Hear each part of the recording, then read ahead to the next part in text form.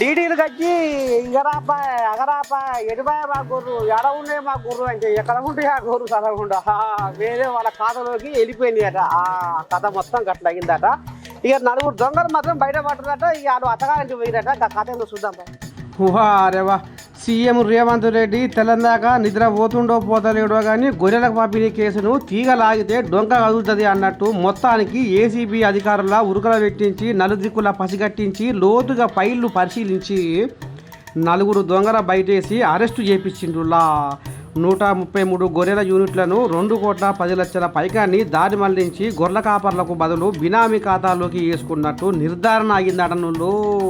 సుశీరా శుద్ధపూస డాక్టర్ల ఫలితం ఎట్లా ఉందో పాపం 6 కాలం కష్టపడి డీడీలు కట్టిన గొల్ల కుర్మ బిడ్డలకు కోలుకోలేని అన్యాయం జరిగిందటనుల్లా. నమో రామచంద్ర అని అంగలారుస్తున్నారంట గొల్ల కుర్మ బిడ్డలు.